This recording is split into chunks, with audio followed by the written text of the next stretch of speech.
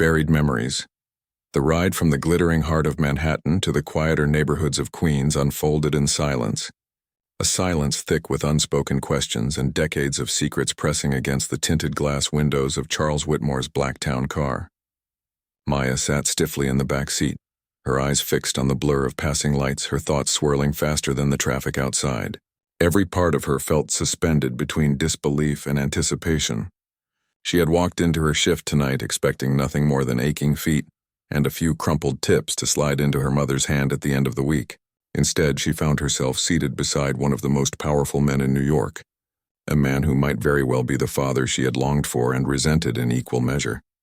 Charles sat on the opposite side of the leather seat, his posture controlled, his hands resting with calculated ease on his knees. Yet, despite his practiced composure, there was a heaviness to his presence, as though each passing mile tugged at threads he had long kept buried. He glanced at Maya only occasionally, his eyes catching the reflection of her anxious expression in the glass. She reminded him of someone, though he refused to allow the memory to rise fully to the surface. He had lived his life by compartmentalizing, keeping business, pleasure, and mistakes in separate, airtight boxes. But now one of those boxes had burst open, and the past he had carefully locked away was sitting only inches from him, staring out the window with her mother's eyes. When the car turned onto a narrower street lined with modest row houses, Maya straightened. Her breath caught as they slowed to a stop in front of the familiar two-story building, where she and her mother had built a life out of resilience and sacrifice. She swallowed hard, suddenly unsure if she wanted Charles to step inside. This was her world, far removed from the polished lobbies and marble halls that bore his name. What if he looked around and dismissed them as beneath him? What if her mother's truth unraveled under his denial, leaving Maya caught between shame and broken hope? The chauffeur opened the door and the cool night air rushed in. Charles stepped out first, his tailored suit and commanding presence seeming almost foreign against the humble backdrop of peeling paint and cracked sidewalks. Maya followed reluctantly, clutching the strap of her apron bag as though it might anchor her. They walked up the short steps together, neither speaking, until Maya forced her hand to press the buzzer. Inside, Loretta William was seated in her worn but tidy living room, a book in her hand and a blanket draped across her knees. She had spent years working double shifts as a nurse's aide, her back bent from labor but her spirit unbroken. When she heard the buzzer, she set the book aside, expecting Maya to walk in alone as usual. But when she opened the door, the sight before her stole the breath from her lungs.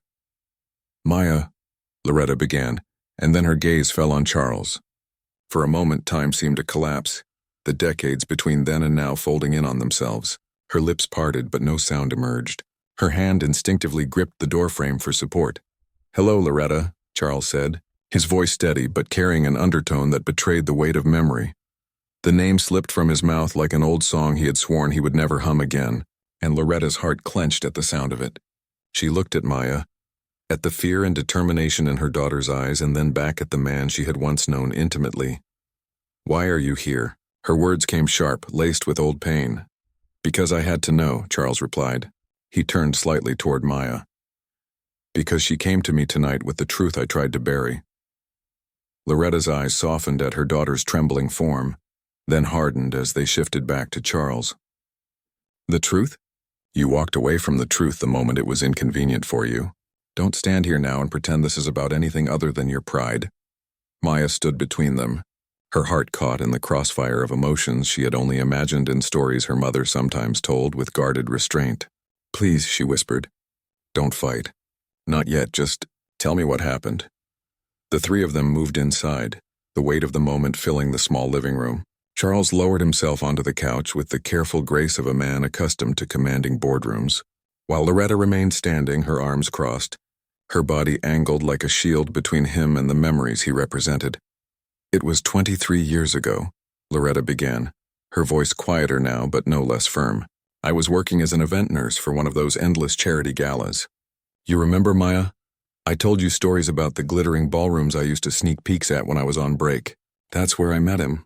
She gestured toward Charles. He was charming, ambitious, and unlike anyone I had ever spoken to. For a moment I believed I mattered to him. Charles's jaw tightened, his eyes fixed on a spot on the carpet. "You did matter," he said quietly, almost to himself. Loretta ignored the interruption. It was brief. A season, maybe two, and then he vanished. Calls went unanswered, letters unreturned. I found myself pregnant and alone, carrying the weight of a child and the burden of shame. But I never regretted Maya. She has been the one good thing to come from all of it. The room fell into a silence that hummed with the sound of old wounds reopening. Maya's throat tightened as she looked from her mother to Charles, searching for a crack in his composure, a sign that he cared. Finally, Charles raised his head. His eyes, usually unreadable, now flickered with something raw. "Loretta, I didn't vanish because you didn't matter. I vanished because I was told to. My career was just taking off. I had investors watching my every move, a family legacy to protect. I was warned, no, threatened, that being with you would ruin everything. And in my weakness, I listened. I let fear dictate my choices." Loretta scoffed, though her hands trembled slightly where they clutched her arms. "And so you chose money over love. Power over responsibility. Do you have any idea what it cost me? What it cost her?" Maya's chest ached as her mother's words sank into her. She wanted to rage at Charles for abandoning them, for hiding behind excuses, yet she also wanted to believe him. To believe that somewhere beneath his polished exterior was a man who had once loved her mother, and who could, perhaps, care for her now. Charles leaned forward, his elbows resting on his knees, his voice low but earnest. "I have lived with that decision every day. I built an empire, yes, but every skyscraper, every accolade, has been shadowed by a regret I could never speak aloud. And now here you are, Maya, standing in front of me. Proof that my past is not as buried as I wanted it to be." The confession hung in the air, heavy and unrelenting. For the first time, Maya saw not the billionaire who graced magazine covers, but a man haunted by choices. A man whose fortune could not shield him from his failures. Loretta's eyes glistened, though she blinked the tears away with stubborn pride. "Regret doesn't erase the years I spent alone. It doesn't heal the scars of struggle. And it certainly doesn't give you the right to walk back into her life as though you earned it." Maya stood, her hands shaking as she looked at them both. "Enough. I didn't bring you together tonight to rehash old wounds. I just needed the truth. And now that I have it, I don't know what to feel. Anger, relief, confusion, maybe all of it at once." Her voice cracked, but she steadied it with resolve. "But I'll decide what role, if any, you'll play in my life, Mr. Whitmore, not you. Not even you, Mama. Me." Her words, bold and trembling, carved through the tension like a blade. For a moment, neither Charles nor Loretta spoke. They simply stared at the young woman who had inherited not only their features but also their fire. And in that silence, something shifted. The past had been laid bare, the truth no longer hidden in shadows. But the future, and uncertain, fragile, and waiting, now belonged to Maya to shape. The confrontation, the Friday evening rush at Whitmore's, one of Manhattan's most exclusive restaurants, always came with an electric hum. The clink of crystal glasses, the faint strains of live piano, the shuffle of polished shoes over marble floors. It was a symphony of wealth. For the staff, however, it was chaos wrapped in grace. Every tray carried had to be balanced with precision, every smile rehearsed, every mistake hidden before it had the chance to breathe. For Maya William, tonight felt heavier than usual. Her black apron clung too tightly, her name tag seemed to weigh like a stone against her chest, and her nerves refused to quiet down. She had worked double shifts for the past week, saving every tip she could to help her mother cover bills back in Queens. Yet tonight wasn't just another shift. Tonight she carried more than trays. She carried a secret, a truth she had been holding in her heart for as long as she could remember. And the man at table 12 was the reason for it. Charles Whitmore. Billionaire investor, philanthropist, and the man whose name was etched in gold on half the city's buildings. To most, he was untouchable. To Maya, he was more than a headline or a face on the evening news. He was the man she believed to be her father. She had rehearsed this moment countless times in the mirror of her tiny bathroom, whispering the words into the steam of the shower or practicing them as she walked home at midnight through the streets of Queens. But rehearsing and actually standing before him were two very different things. Her hands trembled as she poured water into his glass. He barely looked up, only offering the faintest nod, his attention fixed on the thick leather-bound menu before him. "Will that be all for now, sir?" she asked, her voice steady though her stomach was a storm. "Yes," he replied, deep and composed, a voice that filled the space even in its quietest register. Maya swallowed hard. The words itched at the back of her throat, clawing their way out. This was her chance. If she let it pass, she might never get it again. "You're my father." The words slipped out before she could catch them, hanging in the air like shattered glass. Charles's hand paused mid-movement, his eyes flickering up from the menu. His gaze, sharp and unyielding, locked on hers. "I'm sorry," he said slowly, his voice low and controlled. "Do I know you?" Maya's heart pounded so loudly she swore the diners at the next table could hear it. "My name is Maya William," she said, forcing her voice to remain firm. "My mother's name is Loretta William." "You knew her." For the first time, a flicker of something passed over his face. Recognition, perhaps, or guilt. But it was quickly buried under a mask of indifference. He gave a faint, dismissive smile. "I think you're mistaken." Her hands trembled as she reached into her apron pocket. She pulled out the creased photograph she had carried for years, the one her mother swore was proof. She laid it gently on the white linen tablecloth. "This is you, isn't it?" Charles hesitated before picking it up. His usually steady hand wavered. The photo showed him at no more than 35, standing with a radiant Loretta at a charity gala. Loretta's arm was looped through his, her smile wide and alive. His own expression was unguarded, almost tender. Maya watched him closely. For a moment, the mask slipped.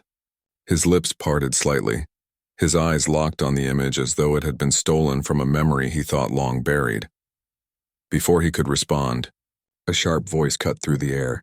"Maya, what the hell do you think you're doing?"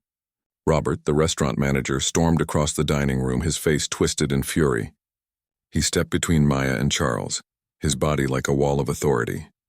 "You think you can just walk up to a guest, one of our most important guests, and pull some little stunt for attention?" Maya's pulse quickened, but her voice stayed steady. "This isn't about attention. It's about the truth." Robert sneered, his eyes narrowing. "The truth? The truth is you're a waitress here, and your job is to serve tables, not harass customers with sob stories. Is this about money?" "Is that it?" "It's not about money." Maya shot back, fire sparking in her voice. "It's about who I am." Robert's face hardened. Then in a flash, his hand lashed out, cracking against her cheek. The slap echoed against the polished walls, turning heads and drawing gasps from nearby tables. Maya staggered but did not fall. Her face burned, humiliation mixing with rage, but she refused to let tears fall.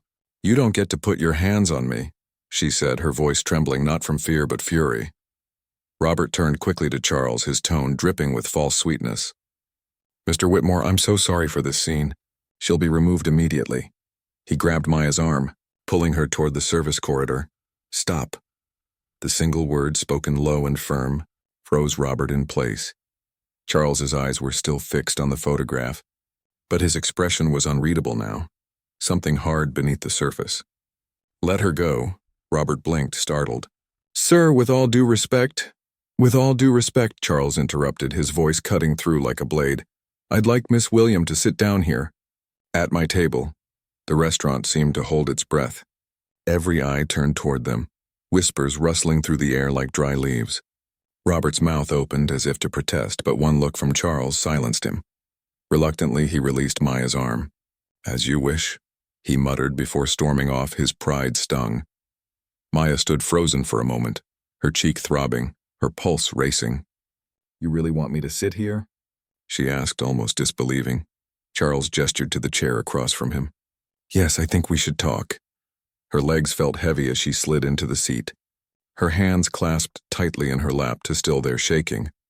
The waiter returned nervously, taking an order Charles barely acknowledged.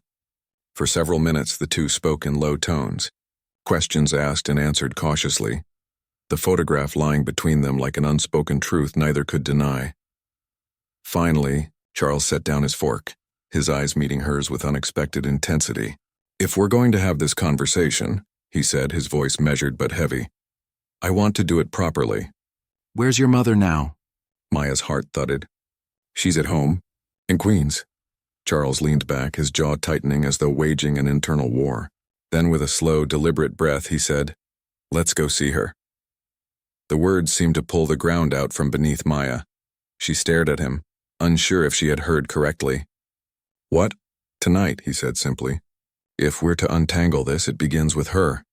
And with that, The billionaire who had built empires and buried secrets prepared to face the one truth he had never dared confront. Maya's struggles life did not return to normal for Maya after that night in Queens. If anything, it grew heavier, more complicated, as though the universe had conspired to test the strength of her resolve.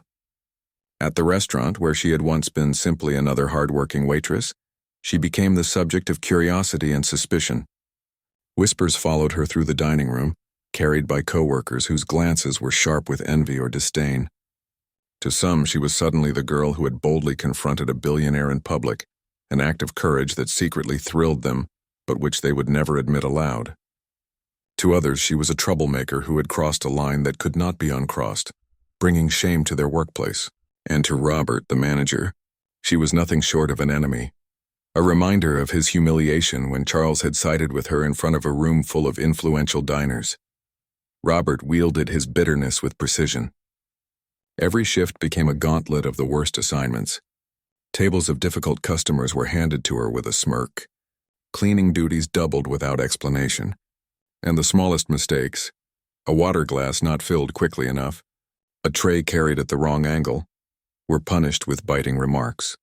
Maya learned to steel herself, to move with quiet determination, though inside she felt the weight of injustice pressing down. Each night when she returned home, she could feel the sting of it in her bones. Yet she refused to quit. To walk away would be to give Robert the satisfaction of seeing her defeated, and she could not allow that. Beyond the restaurant walls, the rumors spread further. Neighbors in Queens who had always known her as Loretta's hardworking daughter now regarded her with a mixture of fascination and skepticism. Some whispered that she was destined for fortune, now that the truth about her parentage was out in the open, while others muttered that she had staged the entire confrontation to get attention. At the small grocery store where she often picked up groceries for her mother, the cashier asked with a curious grin if she was the girl from the Whitmore table, making Maya feel as though her private life had been plastered across invisible headlines. Loretta, for her part, oscillated between fierce protectiveness and wary caution. Some evenings, she would sit Maya down and remind her that her worth had never depended on Charles Whitmore's acknowledgement. "You've built yourself into a woman of strength without him," she would say, her voice steady even as her eyes betrayed the vulnerability of an old wound. "Don't let his sudden interest make you forget who you are."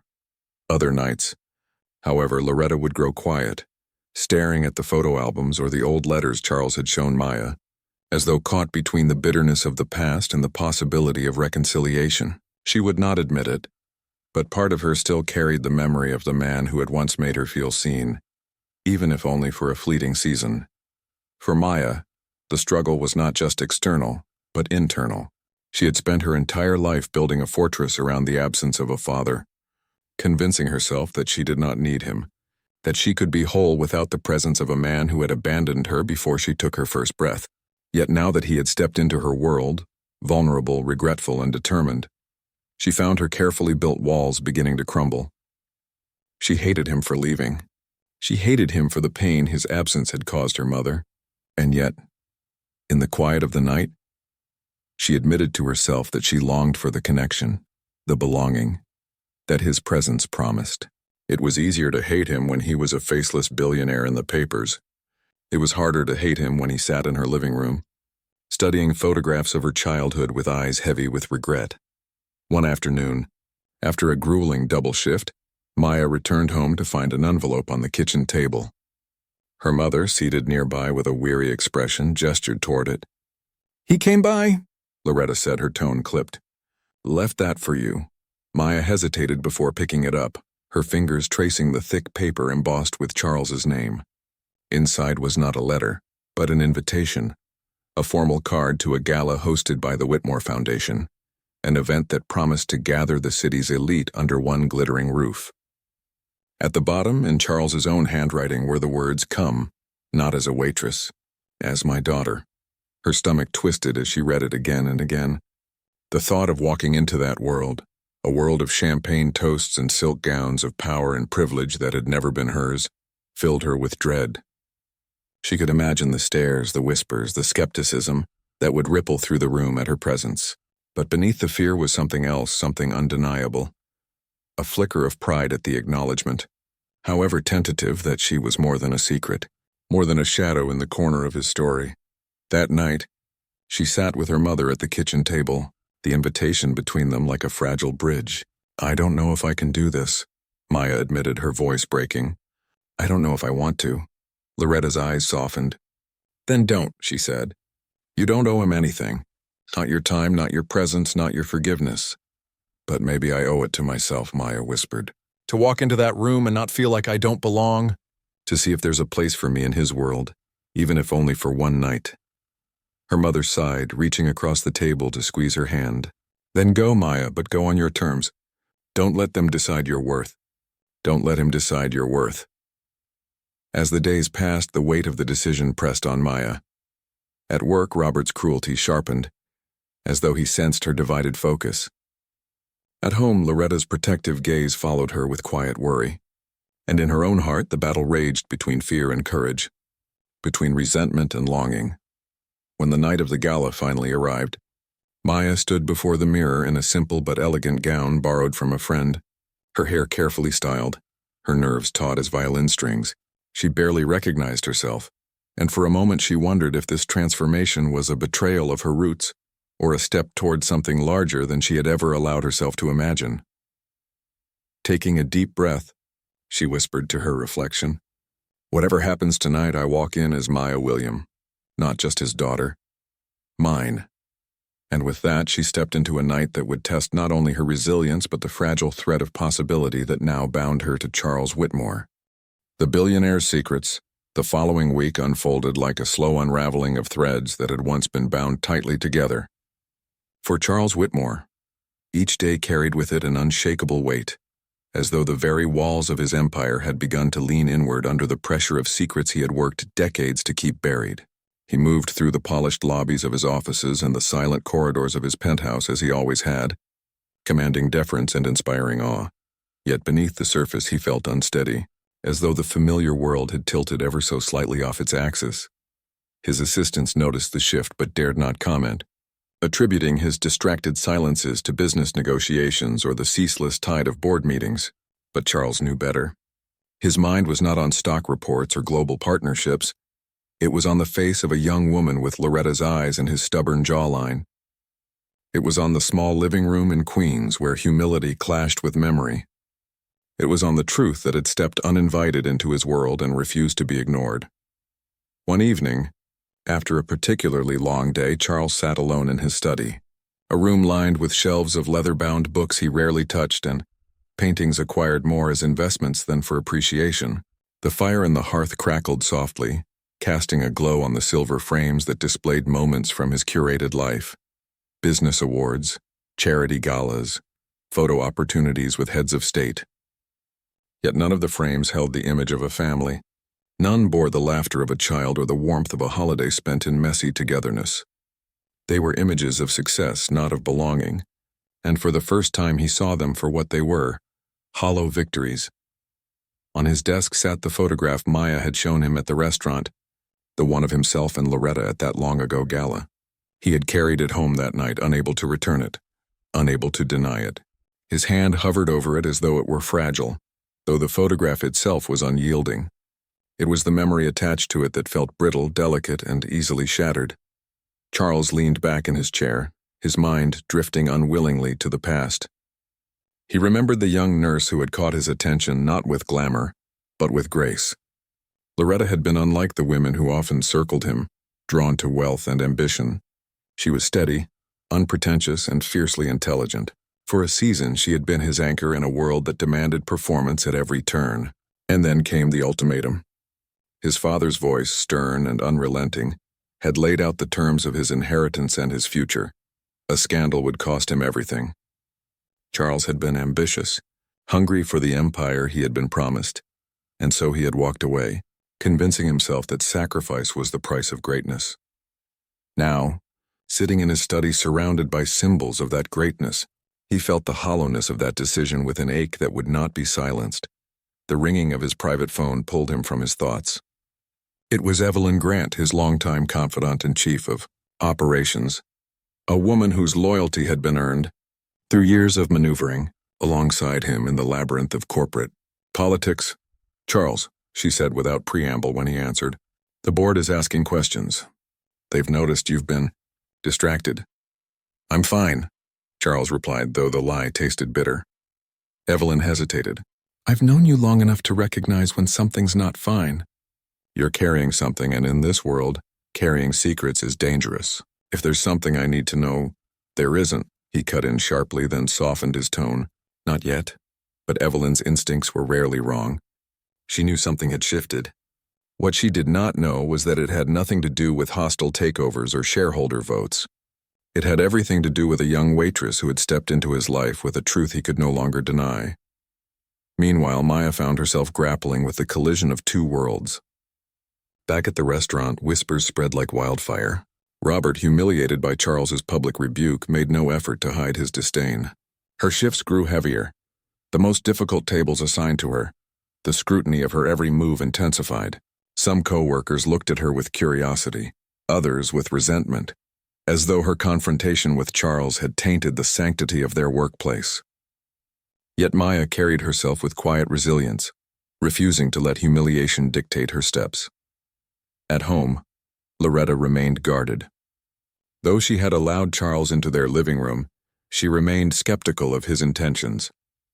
Late at night, when Maya pressed her, she would shake her head. Men like Charles don't change, she would say softly. They bend the world to their will, but they don't bend for anyone. Be careful, Maya, don't let your heart hope too much. But hope, once lit, is a stubborn flame. Maya found herself replaying the sincerity in Charles's voice, the crack in his armor, the way he had studied her childhood photographs with something like regret. She didn't want to forgive him, not yet, but she wanted to believe there was something real beneath the wealth and power, something worth salvaging. It was a Sunday afternoon when Charles invited her to his penthouse. The invitation had come hesitantly, his voice measured as though he expected her to decline. But Maya, against her mother's warning, agreed. Stepping into the penthouse was like stepping into another world. Floor-to-ceiling windows revealed the glittering skyline, while art worth millions adorned the walls. The air smelled faintly of polished wood and imported leather. Maya walked slowly, her footsteps echoing on the marble floor, feeling like an intruder in a museum of excess. This is your world, she said quietly, more to herself than to him. Charles studied her expression carefully. It's a world I built, but whether it's my world, I'm not so sure anymore. He led her into the study, the photograph still resting on his desk. She noticed it immediately, her eyes narrowing. You kept it. I couldn't put it away, he admitted. It's a reminder of who I was before ambition consumed me. Before I made choices that cost me more than I realized. Maya crossed her arms, her voice steady but tinged with hurt. You had a choice, Charles. You always had a choice, he didn't argue. Instead, he turned to the shelves behind him and pulled out a locked box. With a small key, he opened it and withdrew a bundle of letters. Yellowed with age, some creased, others still sealed. He placed them on the desk before her. I wrote to your mother, he said, his voice low. Dozens of times. Letters I never sent. Every word an attempt to explain, to apologize, to say what I was too much of a coward to say in person. They sat here for years, gathering dust, and every time I looked at them, I told myself it was too late. Maya stared at the letters, her chest tight. Why show me this now? Because secrets rot the soul, Charles said, his voice breaking with a vulnerability she had never heard before. And I am tired of rotting. The confession hung between them, raw and unguarded. For the first time, Maya glimpsed not the billionaire, not the strategist, but the man, flawed, broken, and yearning for redemption. She did not know yet if she could forgive him, but she knew one thing with certainty. The walls of his empire were cracking, and through those cracks, truth was finally beginning to shine. Maya's struggles life did not return to normal for Maya after that night in Queens. If anything, it grew heavier, more complicated, as though the universe had conspired to test the strength of her resolve. At the restaurant, where she had once been simply another hardworking waitress, she became the subject of curiosity and suspicion. Whispers followed her through the dining room, carried by coworkers whose glances were sharp with envy or disdain. To some, she was suddenly the girl who had boldly confronted a billionaire in public, an act of courage that secretly thrilled them, but which they would never admit aloud. To others, she was a troublemaker who had crossed a line that could not be uncrossed, bringing shame to their workplace. And to Robert, the manager, she was nothing short of an enemy. A reminder of his humiliation when Charles had sided with her in front of a room full of influential diners. Robert wielded his bitterness with precision. Every shift became a gauntlet of the worst assignments. Tables of difficult customers were handed to her with a smirk. Cleaning duties doubled without explanation. And the smallest mistakes, a water glass not filled quickly enough, a tray carried at the wrong angle, were punished with biting remarks. Maya learned to steel herself, to move with quiet determination, though inside she felt the weight of injustice pressing down. Each night when she returned home, she could feel the sting of it in her bones. Yet she refused to quit. To walk away would be to give Robert the satisfaction of seeing her defeated, and she could not allow that. Beyond the restaurant walls, the rumors spread further. Neighbors in Queens who had always known her as Loretta's hardworking daughter now regarded her with a mixture of fascination and skepticism. Some whispered that she was destined for fortune, now that the truth about her parentage was out in the open, while others muttered that she had staged the entire confrontation to get attention. At the small grocery store where she often picked up groceries for her mother, the cashier asked with a curious grin if she was the girl from the Whitmore table, making Maya feel as though her private life had been plastered across invisible headlines. Loretta, for her part, oscillated between fierce protectiveness and wary caution. Some evenings, she would sit Maya down and remind her that her worth had never depended on Charles Whitmore's acknowledgement. "You've built yourself into a woman of strength without him," she would say, her voice steady even as her eyes betrayed the vulnerability of an old wound. "Don't let his sudden interest make you forget who you are."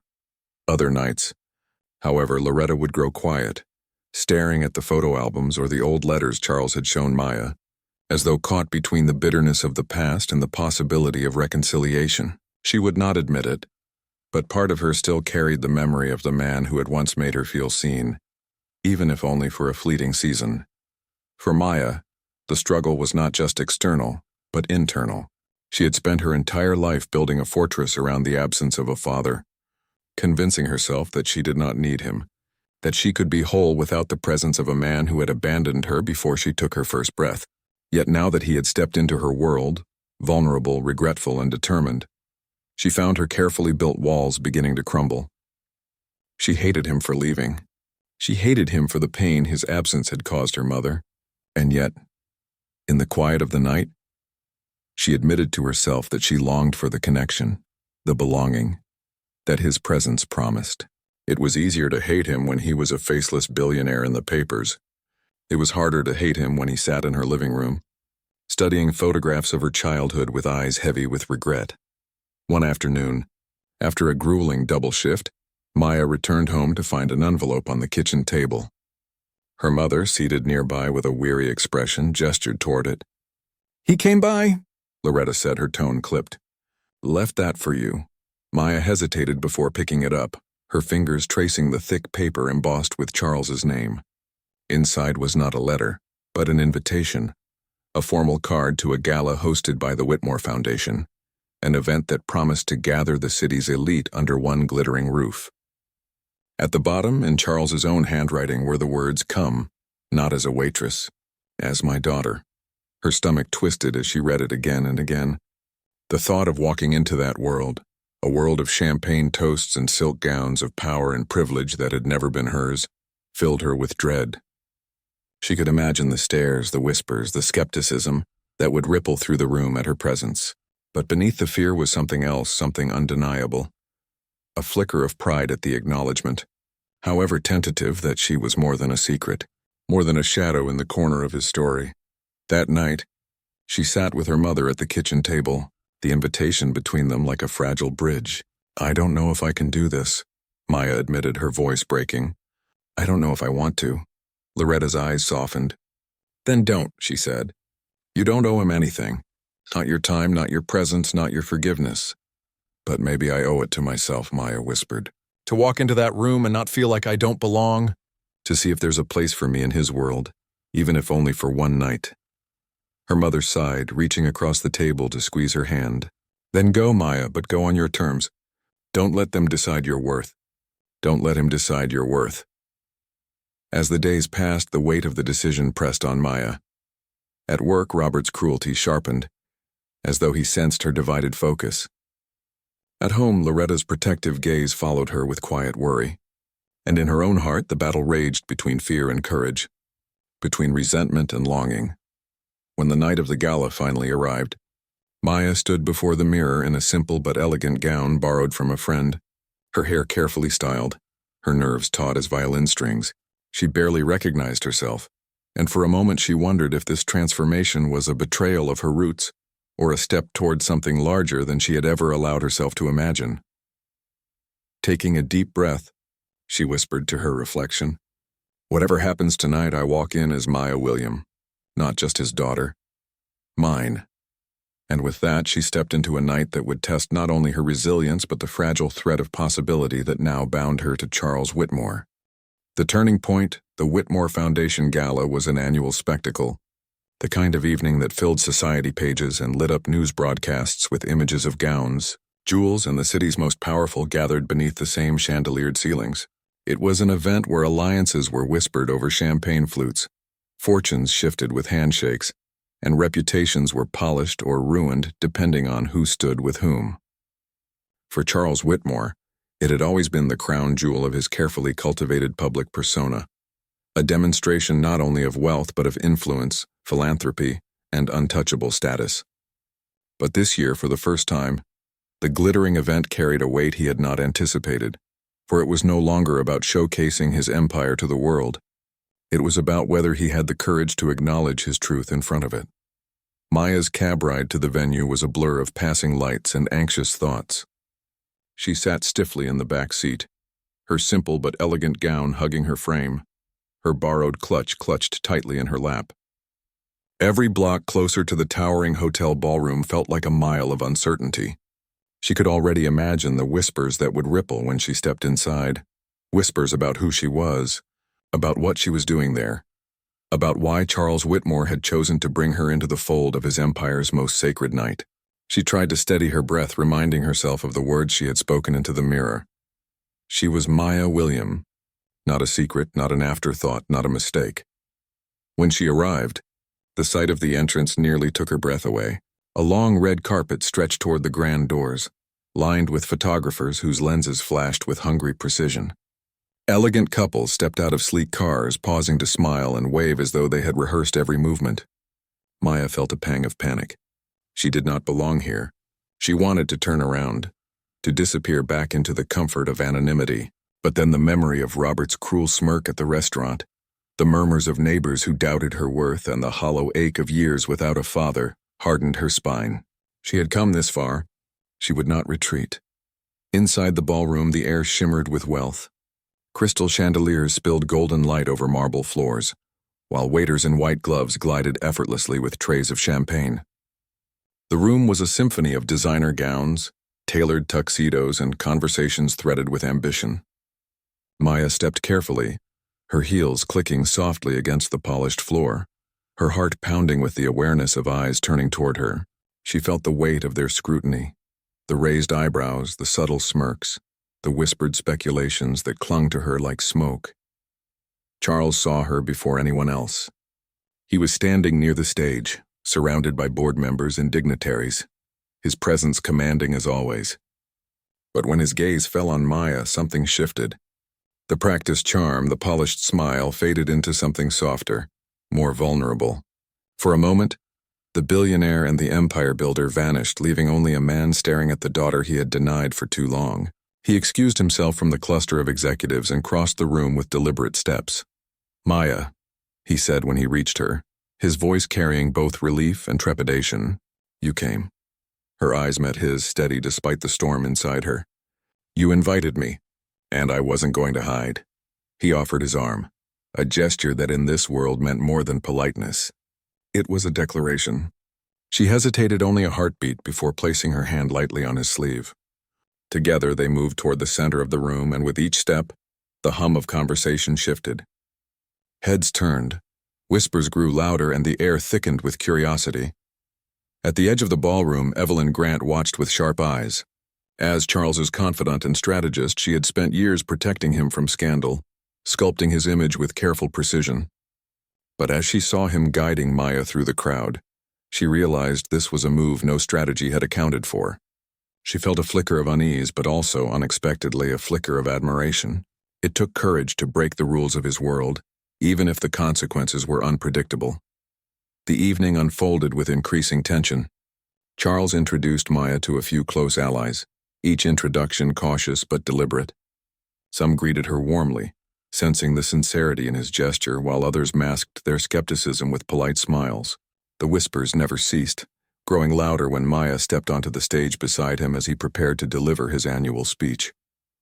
The ballroom fell silent as Charles approached the podium, Maya standing a few steps behind. His speech began as it always did, acknowledgments of the Foundation's achievements, praise for the generosity of donors, promises of future initiatives. His voice carried the steady confidence of a man accustomed to commanding a room.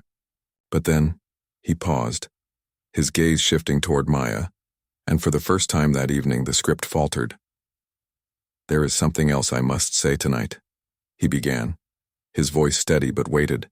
"For years I have spoken from this stage about legacy, about the responsibility we bear to leave the world better than we found it. But I have also carried a silence, a truth I buried out of fear. Tonight I can no longer remain silent." Gasps fluttered through the crowd, the kind of sound that rippled like wind through leaves. Charles took a slow breath. "This young woman beside me is Maya William. She is my daughter." The words landed like a thunderclap. The ballroom erupted in murmurs, some shocked, some skeptical, some indignant. Cameras flashed like lightning, capturing the moment that would dominate headlines by morning. Maya stood frozen, her heart racing, her face flushing under the scrutiny. But when she glanced at Charles, she saw not a man performing for the crowd, but a father choosing to step into the light. And for the first time, she believed his intentions might be real. Not everyone in the room was pleased. Robert, who had managed to secure an invitation through one of the restaurant's wealthy patrons, stood near the back, his expression twisted with disdain. He had hoped to see Maya falter, to watch her humiliated in a world that would never accept her.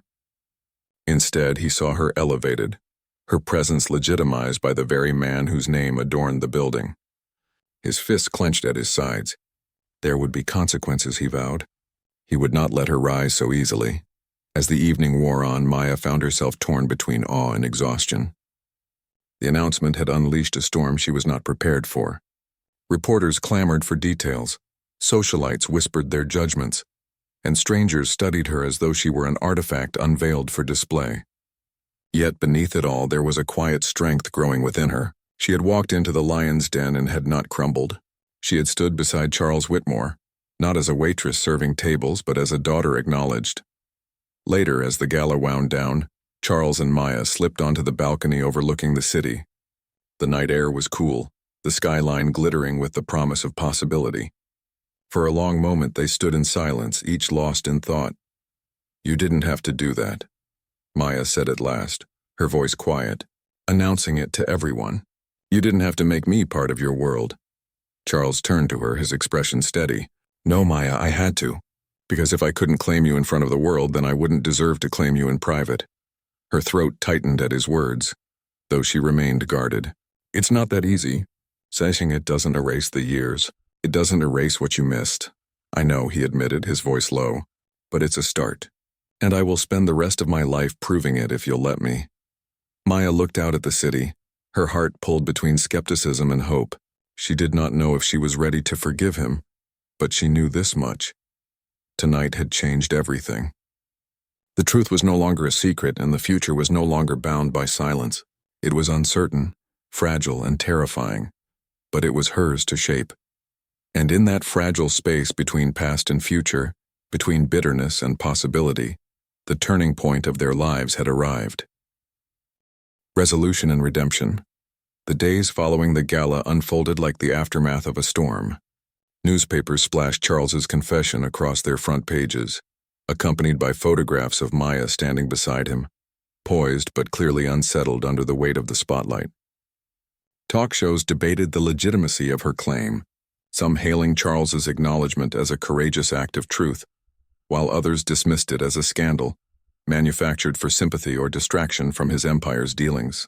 Social media pulsed with endless speculation, Every photograph of Maya dissected by strangers who had never known her name a week before. For Maya, the sudden invasion of her privacy was overwhelming. She could not step outside without feeling eyes on her, could not walk into her workplace without hushed conversations falling into silence as she passed. The world had decided she was a symbol, and yet she felt like a young woman caught in a story larger than herself, trying to find a footing that would not crumble. Charles, for his part, faced consequences he had long feared. Business associates called with veiled questions, their voices heavy with suspicion about what other secrets he might be hiding. Some investors threatened to pull their support, citing the risk of his personal life becoming a liability. Board members whispered about the danger of appearing weak in a market where strength was currency. Yet for all their concerns, Charles felt a strange calm he had not known in decades. The truth was out. The silence that had haunted him was broken. And for the first time in his career, he stood not as a man sculpted by ambition, but as one stripped bare by honesty. The empire might tremble, but he no longer did. Loretta watched it all unfold with wary eyes. The woman who had spent her life shielding Maya from disappointment found herself torn between relief that the truth was acknowledged and fear of what this new world might bring. She worried that Maya would be consumed by the glare of attention, that Charles's promises of belonging would fade once the novelty of his confession wore off.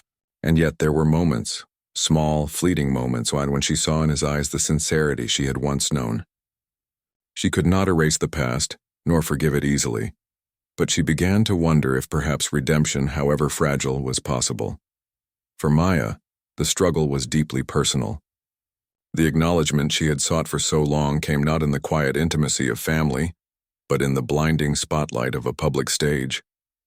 She felt exposed, vulnerable, and at times resentful that her identity had become a subject of debate for strangers. But there were also moments when she felt something new stir within her. Pride. Pride that she had not remained silent. Pride that she had forced the truth into the open. Pride that she had stood beside her father, not as a secret hidden in the shadows, but as a woman who demanded to be seen. It was not an easy pride, nor was it simple, but it was hers. The true test came weeks later when Charles invited both Maya and Loretta to his estate on the outskirts of the city. It was a sprawling property, manicured gardens and stately halls that seemed a world apart from the modest home in Queens. Loretta was reluctant, her instincts screaming caution, but Maya persuaded her to come. "We can't keep circling the past," Maya said softly. "We have to decide what comes next." And so, on a crisp autumn afternoon, the three of them found themselves seated around a long oak table, the weight of years pressing down like a fourth presence in the room. Charles began with a confession. "I cannot change what I did. I cannot give back the years I stole from both of you. But I can give you the truth now.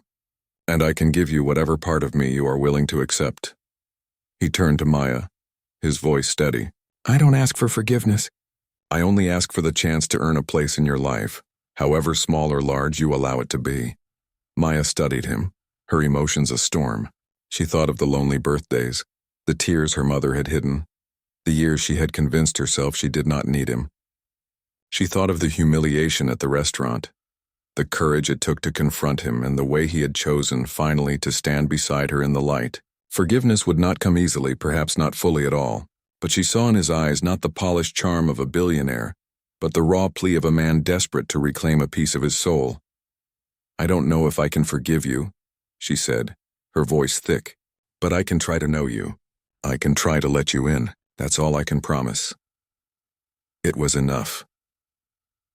Loretta remained quiet for a long moment, her eyes fixed on the man she had once loved, and the daughter who had always been her anchor. Finally, she exhaled. "I don't trust easily, Charles. And I don't forget easily either. But for her sake, I will stand in the same room as you. For her sake, I will not close the door. But you must understand, this is her life now, not yours to dictate. If you want to be part of it, you will have to earn it every single day." Charles bowed his head, humbled in a way that no business defeat had ever managed. "I will," he promised. What followed was not a magical transformation, but the slow, halting work of rebuilding. Charles attended a small community fundraiser in Queens with Maya and Loretta, standing awkwardly among neighbors who had once spoken of him only in distant headlines. Maya, in turn, visited his corporate offices, not as an employee serving tables, but as his daughter. introduced with pride to colleagues who struggled to reconcile the billionaire with the man they now saw. There were arguments, missteps, and moments of doubt, but there were also glimpses of something new. A shared laughter over coffee, a memory recounted with surprising tenderness, a silent acknowledgement that redemption, though fragile, was possible. The world continued to watch, but gradually the noise faded. Headlines shifted to new scandals, new spectacles. The whispers in the restaurant grew quieter until they disappeared entirely. And in their place, a quieter story unfolded. Not one of wealth or scandal, but of a fractured family learning, imperfectly, to stitch itself together. For Maya, the journey was not about gaining a father in the traditional sense. It was about reclaiming her identity, about standing in her own truth without shame. She was not simply the daughter of Charles Whitmore. She was the daughter of Loretta William, the woman who had raised her with strength and grace, and she was herself a resilient, determined, unafraid to demand her place in a world that had once tried to dismiss her. For Loretta, the journey was about releasing the bitterness that had anchored her for too long, not in blind forgiveness but in the quiet recognition that the past could not be changed. Her love for Maya remained her greatest legacy, but she allowed herself to accept that perhaps Maya's story could include more than her alone. And for Charles, the journey was about redemption. Not the grand, sweeping kind that erased mistakes with a single gesture, but the daily, deliberate choice to show up, to listen, to learn, and to love without condition. His empire remained intact, though shaken, but for the first time it was not the empire that defined him. It was the fragile, hard-won chance to be a father, however imperfectly. On a quiet evening months later, the three of them sat together in Loretta's modest living room, the photo album spread open on the table. Charles turned the pages slowly, his large hands careful as though the photographs were sacred. Maya sat beside him, her laughter soft as she recounted the stories behind each picture, while Loretta watched with guarded eyes that softened, little by little, with each shared memory. It was not perfection. It was not easy, but it was real. And in that reality, in the choice to face the truth, to embrace the pain, and to step into the fragile light of possibility, lay the redemption they had each sought in their own way all along.